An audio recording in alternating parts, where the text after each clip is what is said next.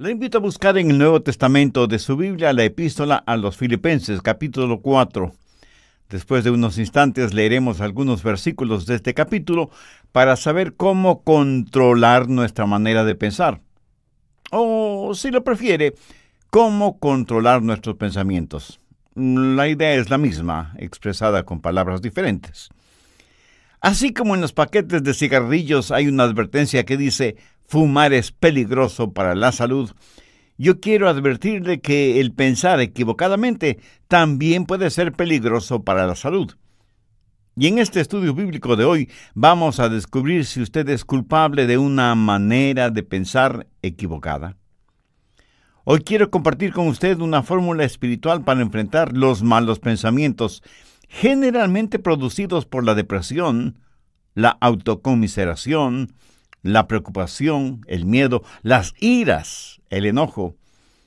Y si alguno de ustedes piensa que nosotros los pastores no experimentamos ninguna de estas cosas, pues mi amigo le diré que está completamente equivocado. Pero quiero darle a conocer lo que Pablo escribió desde la lóbrega celda de una oscura cárcel, en donde estuvo prisionero por predicar el Evangelio de nuestro Señor Jesucristo. Y quiero que escuche atentamente lo que el apóstol dice en Filipenses 4, comenzando con el verso 4. Regocijaos en el Señor siempre. ¿Quién dijo eso? El apóstol Pablo. ¿Y cuándo lo dijo? Mientras estuvo preso en una cárcel romana. Regocijaos en el Señor siempre. Otra vez os digo, regocijaos. Vuestra gentileza sea conocida por todos los hombres. El Señor está cerca. Por nada estéis afanosos, sino sean conocidas vuestras peticiones delante de Dios en toda oración y ruego, con acción de gracias. Y la paz de Dios, que sobrepasa todo entendimiento, guardará vuestros corazones y vuestros pensamientos en Cristo Jesús. Recuerde que estamos hablando de cómo controlar sus pensamientos, cómo controlar su manera de pensar. El apóstol Pablo en el verso 7 dice, y la paz de Dios que sobrepasa todo entendimiento, guardará vuestros corazones y vuestros pensamientos en Cristo Jesús. Pero ahora deseo que preste mucha atención a lo que dice el verso 8. Por lo demás, hermanos, todo lo que es verdadero, todo lo honesto, todo lo justo, todo lo puro, todo lo amable, todo lo que es de buen nombre, si hay virtud alguna, si algo digno de alabanza, en esto pensad. La Biblia dice que un hombre es lo que piensa. Por lo tanto, ¿cómo proteger sus pensamientos? ¿Cómo resguardar su manera de pensar de la influencia de los pensamientos impuros y pecaminosos que prevalecen en nuestro mundo actual? Una persona no salva es una persona que tiene una mente ciega. El Dios de este mundo ha cegado la mente de los incrédulos. Por naturaleza todos tenemos lo que la Biblia llama una mente carnal, y mientras tenemos esa mente carnal, estamos en guerra contra Dios. Así que para controlar nuestros pensamientos y nuestra manera de pensar, ¿qué es lo primero que debe suceder? Pues que nuestra mente carnal sea convertida. Pero escúcheme, aún una mente convertida puede ser corrompida. Pablo les dijo a los filipenses que estaba preocupado porque Satanás podía sutilmente corromper sus mentes de las sencillas enseñanzas del Evangelio del Señor Jesucristo. Y ciertamente Satanás puede venir y seducirnos. Una mente cristiana puede ser seducida y alejada de las verdades bíblicas. El diablo puede construir fortalezas en los corazones y mentes de los creyentes. Por eso, una mente que ha sido corrompida debe ser reconquistada. Debemos recuperar el terreno perdido.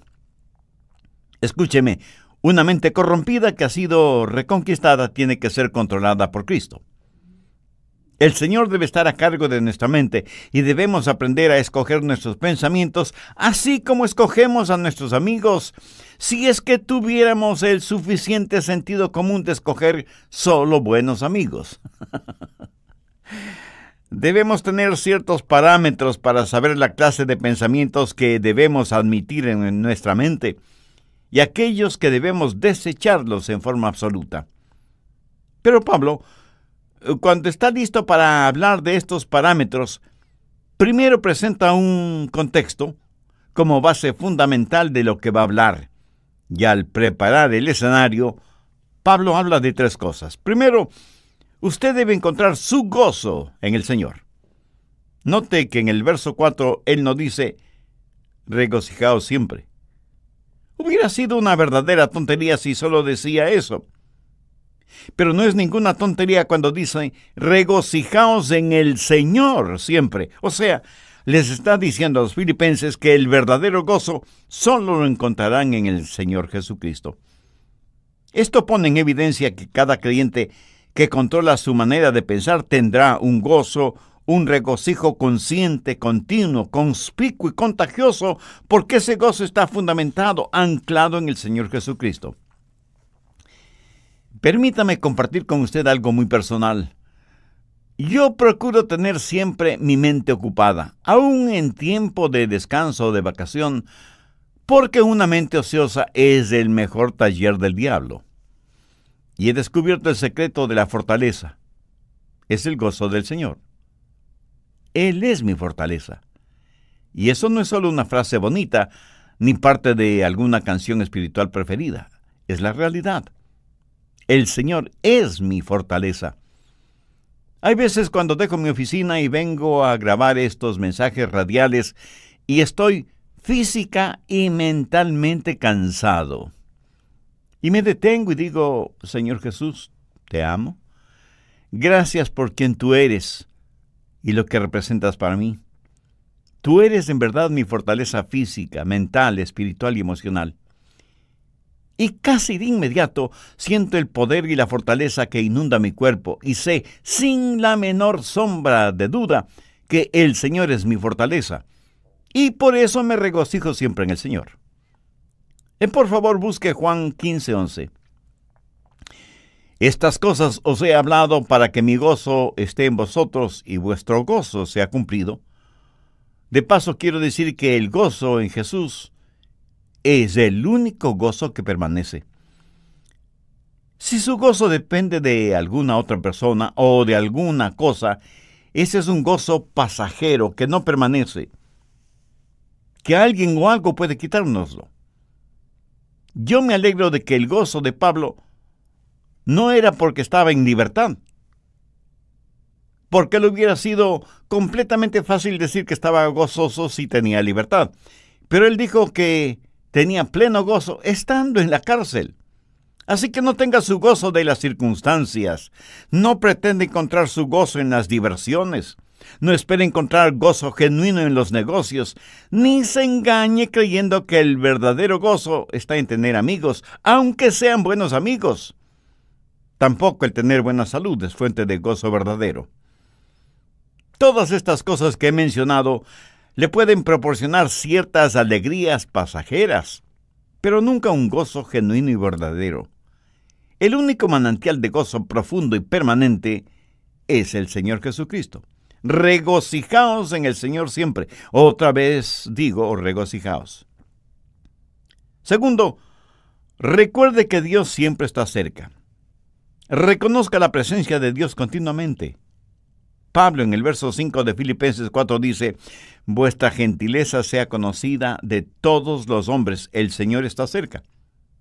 Escúcheme, la expresión el Señor está cerca no es en referencia a la segunda venida de Cristo, sino que describe la realidad de lo que Pablo estaba experimentando en esa prisión romana. Y él dice, el Señor está aquí, conmigo, aún en esta celda. En Juan 14:16, el Señor Jesús dijo, y yo rogaré al Padre, y os dará otro consolador, para que esté con vosotros para siempre. La forma de tener una saludable actitud mental es encontrando gozo en el Señor y estar consciente de la constante presencia de Dios. Cuando usted hace esto, lo maravilloso es que Jesús le ayuda a llevar sus problemas. Es como si Pablo estuviera diciendo, aunque estoy aquí en la prisión, el Señor Jesús está conmigo. ¿Sabe? El Señor Jesús no vino para sacarle de los problemas, sino para vivir esos problemas con usted. ¿No es eso maravilloso?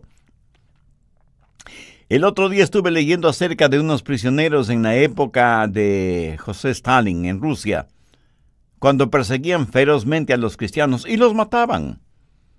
Un grupo de 20 cristianos estaba reunido en un edificio cuando Stalin, al frente de un pelotón de soldados, entró en el recinto y comenzó a hacer una lista de quienes estaban reunidos allí. Un oficial vino y le informó que había 30 personas.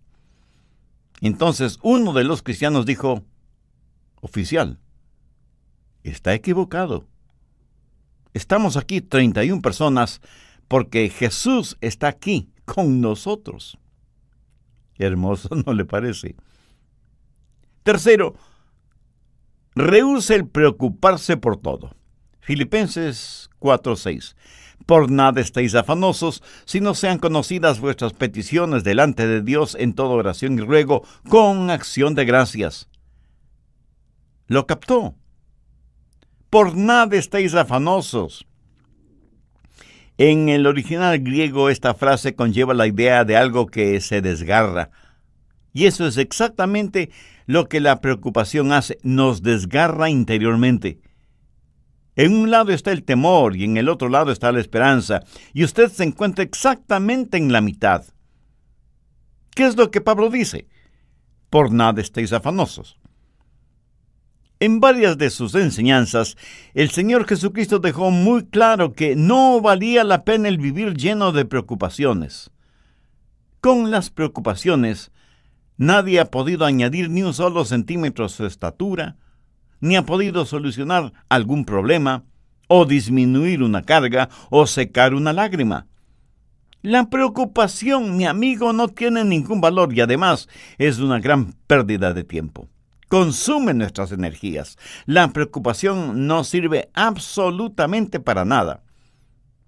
La preocupación no quita la incertidumbre del mañana, pero sí succiona la energía de hoy y cubre con sus oscuras nubes el brillo del sol de hoy. Jesús dijo que son los paganos los que se preocupan desmedidamente por todo, y que nosotros como hijos e hijas de Dios no debemos ser como ellos porque Dios cuida de nosotros. Pablo se prepara para decirnos cómo proteger nuestros pensamientos y por eso pone como trasfondo el gozo del Señor, para que reconozcamos que Cristo siempre está con nosotros, para que dejemos de preocuparnos desmedidamente por todo. ¿Pero cómo hacerlo? Por nada estéis afanosos, si no sean conocidas vuestras peticiones delante de Dios en toda oración y ruego con acción de gracias. ¿Tiene usted algún problema que lo considera como un gran problema? Deseo que este mismo momento piense en el problema más grande que usted está enfrentando en la actualidad. ¿Ya lo tiene en su mente? Bien. Ahora, duplíquelo en tamaño. Sí que es enorme, ¿verdad? Ahora permítame preguntarle, ¿es ese su problema más grande que Dios? ¿O demasiado grande para Dios? Por supuesto que no. Véalo a la luz de Dios, recordando que para Dios no hay nada imposible. Y si usted puede orar por las cosas grandes, eso quiere decir que también puede orar por las cosas pequeñas. El peligro no es que fallemos en orar por las cosas grandes, sino que dejemos de orar por las cosas pequeñas. Por eso el consejo de Pablo es: sean conocidas vuestras peticiones delante de Dios en toda oración y ruego con acción de gracias. Cuarto, desarrolle un espíritu de gratitud. Esto es en preparación para que usted pueda revisar su manera de pensar. Puede evaluar sus pensamientos para saber si los deja o no entrar en su corazón y en su mente. Tenga un espíritu de gratitud. Ore acerca de todo y dé gracias a Dios por todo, lo grande y lo pequeño, lo que es importante y lo que parece insignificante. Deje que sus peticiones sean conocidas delante de Dios.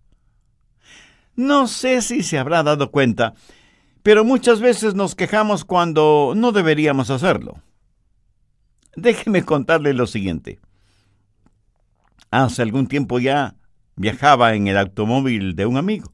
Él iba manejando y yo le iba contando que nuestros hijos, unos estaban en una escuela privada, otros en el colegio y otros en colegios cristianos.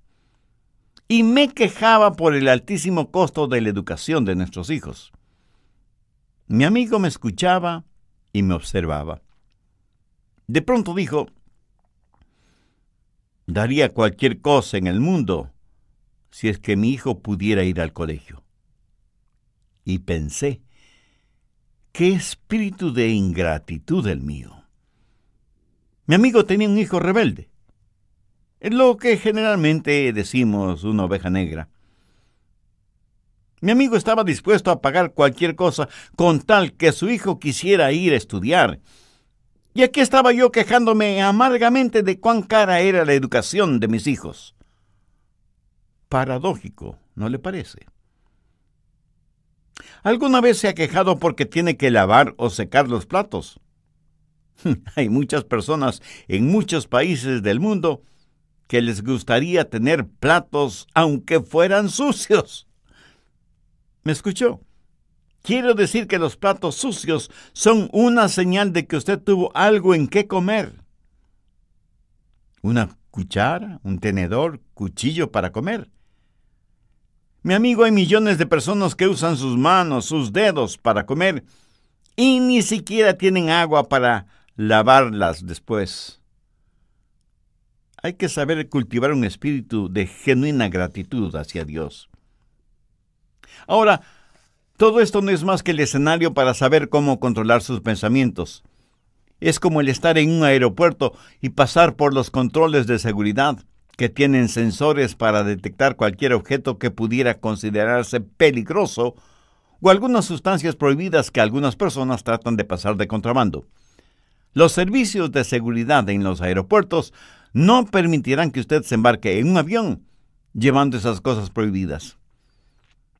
El apóstol Pablo presenta una especie de lista en el verso 8 y quiero que ponga mucha atención a su contenido. Por lo demás, hermanos, todo lo que es verdadero, todo lo honesto, todo lo justo, todo lo bueno, todo lo puro, todo lo amable, todo lo que es de buen nombre, si hay virtud alguna, si algo digno de alabanza, en esto pensad. Si usted lo piensa detenidamente, estas son pruebas que determinan lo que usted admitirá en su mente. Son como los controles de seguridad en los aeropuertos. ¿Qué control de seguridad tiene usted para el acceso a su mente, a su corazón? Permite que cualquier pensamiento, por inmundo y malo que sea, deambule con toda libertad por su mente.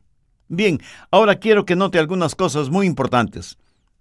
Primero, la prueba de la dependencia o confianza. Aquí debemos hacernos algunas preguntas. ¿Es verdadero? ¿Puedo confiar en eso? ¿Puedo depender de eso? Todo lo que es verdadero. ¿Sabe que vivimos en una generación que no pregunta si algo es verdadero? La pregunta importante en nuestros días es: ¿trabaja? ¿Da resultado?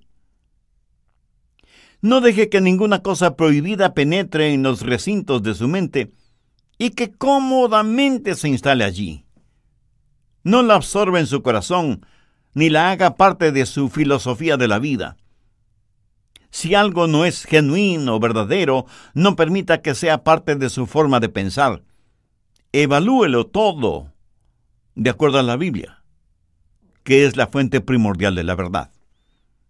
Segundo, la prueba del respeto. Pablo dice, todo lo que es verdadero, todo lo honesto. Y aquí la palabra honesto literalmente significa honorable. Hace referencia a cosas que son honorables, honrosas. ¿Permite usted que cosas deshonrosas se acumulen en su mente? Guarda mentalmente cosas que no son dignas de su respeto. Cosas que no son dignas de que usted invierta su tiempo en ellas. Algunas cosas no son malas porque son viles. Son malas porque son necias, tontas, estúpidas, cosas que no valen la pena. Tercero, la prueba de las riquezas. Todo lo justo. ¿Sabía que la palabra justo en este versículo significa recto, derecho, lo cual es lo opuesto a torcido? Entonces, ¿qué significa esto? Significa que usted no debe dejar que ningún pensamiento torcido, deformado, penetre en su mente. ¿Piensa usted siempre correctamente, con rectitud? En mis estudios bíblicos, predicación y tiempo devocional, siempre trato de pensar con rectitud, honestamente. Reconozco que muchas veces dejamos que pensamientos torcidos invadan nuestra mente porque hemos desconectado los puestos de seguridad. Y sencillamente vamos de aquí para allá sin que nada aparentemente nos moleste. Pero Pablo dice que hay ciertas cosas que no deben pasar por la puerta de nuestra mente. Cualquier cosa que no nos inspira confianza o respeto, o que levanta una bandera de sospecha, ni siquiera debe merodear la periferia de nuestros pensamientos. El apóstol también hace mención a todo lo puro, y puro significa algo que está libre de cualquier contaminación, algo libre de manchas o suciedad. Esto en referencia a objetos o animales. ¿Es esto lo suficientemente puro como para ser usado en la adoración a Dios? ¿Es esto lo suficientemente puro como para ser ofrecido a Dios? Estas preguntas nos llevan al siguiente punto. Cuarto, la prueba de la reverencia. Todo lo que es puro. ¿Es esto algo de lo cual no me avergüenzo de ofrecérselo a Dios?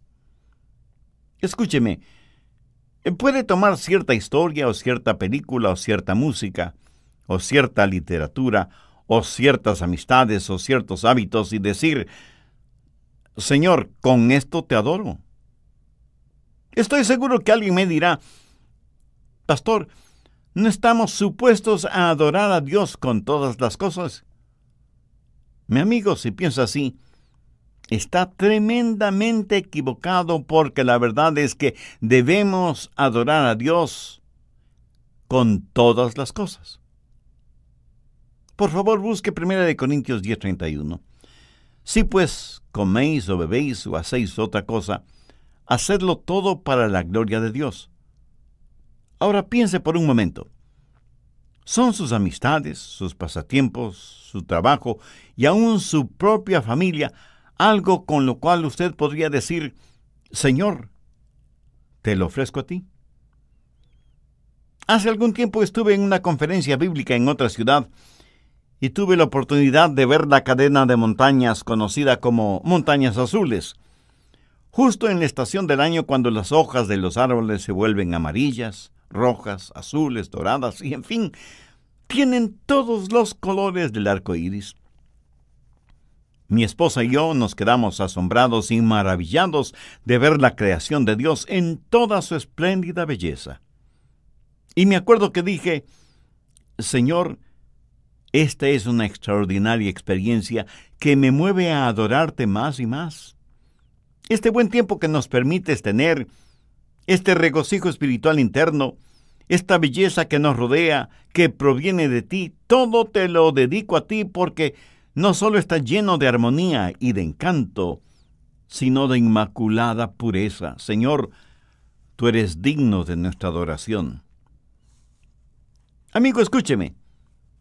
Si cualquier cosa que usted hace no pasa la prueba de la reverencia, o sea, no es algo que pueda ofrecerle a Dios, no se atreva a insultar a Dios presentándosela. Si cualquier relación personal o actividad o recreación o negocios o lo que sea no tiene el distintivo de reverencia hacia Dios, ni siquiera lo piense. Quinto, la prueba de la relación. Pablo continúa diciendo, todo lo que es de buen nombre. En el original griego, esta frase literalmente dice, aquellas personas o cosas que causan que se las ame. ¿Qué es lo que causa que usted ame? Si piensa en aquello que causa que usted critique injustamente o que provoca división entre otras personas, eso es erróneo, negativo, malo. Todo lo que es de buen nombre tiene la connotación de ser guiados hacia el amor. Lo que piensa le guía hacia el amor. Tal vez alguien me pregunte, pastor, ¿eso significa que tengo que aprobar lo que otras personas hacen?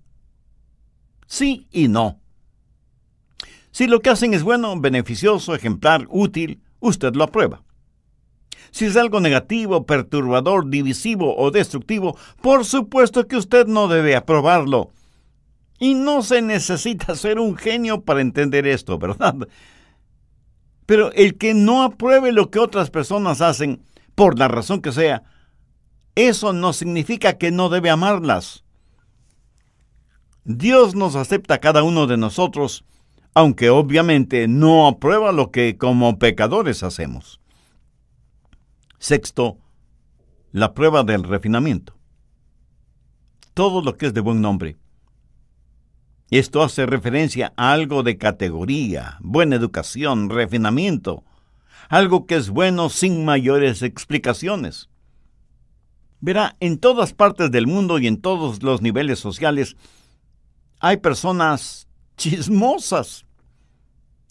Permítame decirle con genuina tristeza que la iglesia no es una excepción.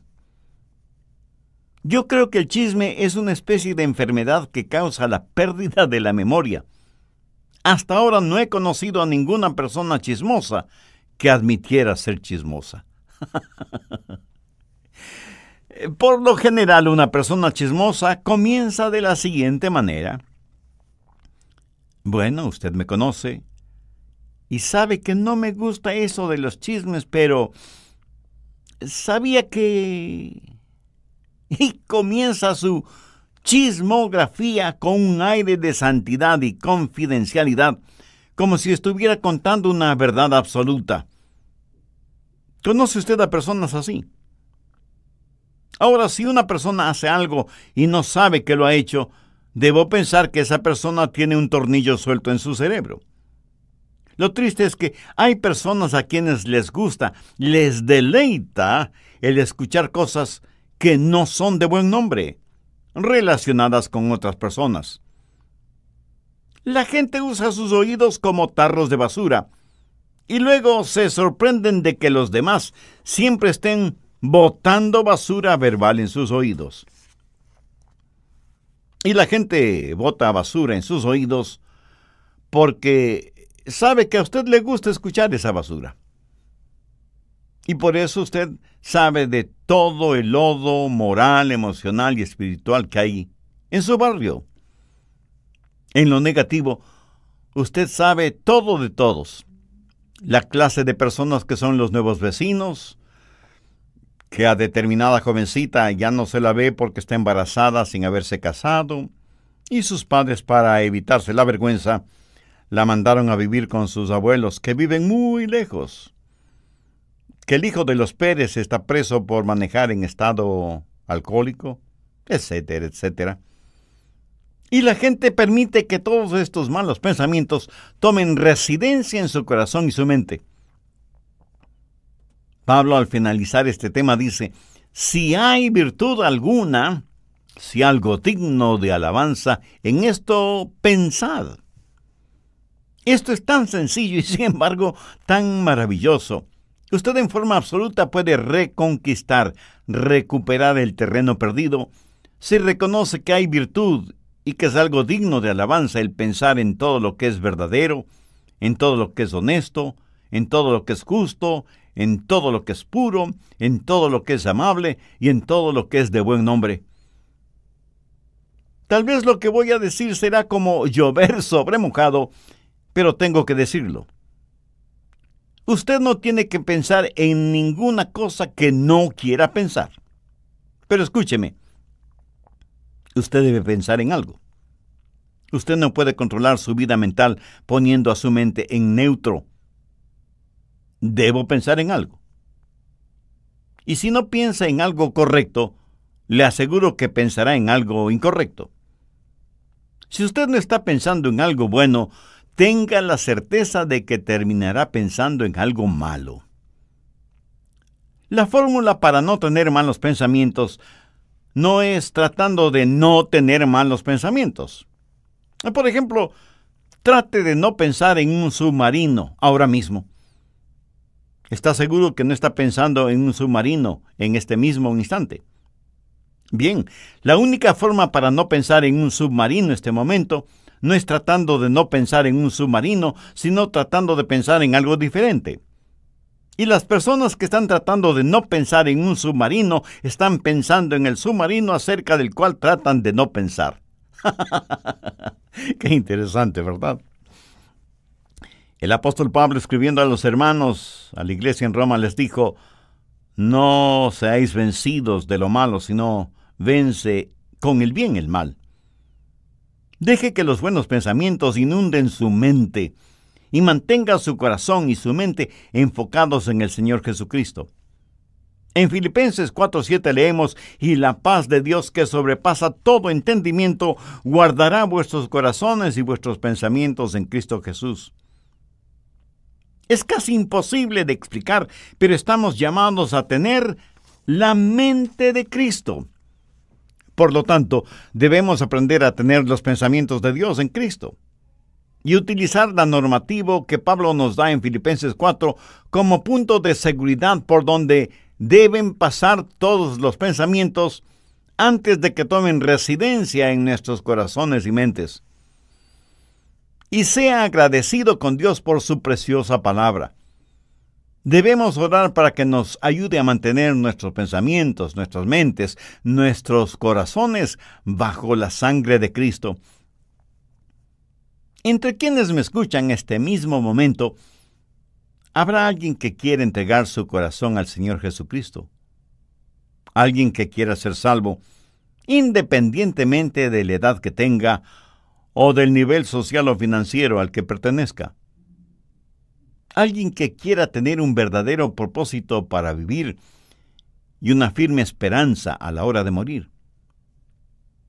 Si usted puede hacer esa decisión espiritual ahora mismo, si ese es su deseo, le invito a orar conmigo una corta oración. Mi oración será únicamente para guiarle.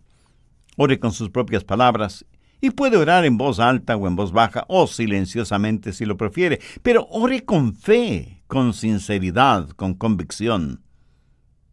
Querido Dios, reconozco que mis pensamientos no siempre son puros, ni honestos, ni dignos. Y esto revela mi condición de pecador, a pesar de ser religioso. Hoy me acerco a ti en busca de tu misericordia y tu gracia. Señor Jesús, sé que me amas y que quieres salvarme, y que por eso entregaste tu vida en la cruz del Calvario para pagar el precio de la culpa de mis pecados. No sé si mi fe es grande o pequeña, pero este mismo momento te invito a que vengas a morar en mi corazón y seas mi Señor y mi Salvador. Te entrego el control de mi vida y pido tu ayuda para que pueda ser la clase de persona que tú quieres que sea. Quiero ser un testimonio vivo de tu amor, de tu gracia, de tu misericordia. Perdóname, límpiame, sáname, sálvame. Y porque tú moriste por mí, yo quiero vivir para ti hasta cuando me llames a tu bendita presencia. Lo pido en tu santo nombre. Amén. Si usted hizo esa decisión espiritual, no solo que el gozo del Señor inundará su ser, sino que habrá gozo en el cielo por su arrepentimiento. Nosotros anhelamos ser parte de su gozo espiritual y por eso le invito para que nos escriba su carta, que será de estímulo y de bendición para nosotros, y nuestro Ministerio de Estudios Bíblicos Radiales nos dará también la oportunidad de orar por usted y su nueva vida como creyente en el Señor Jesucristo.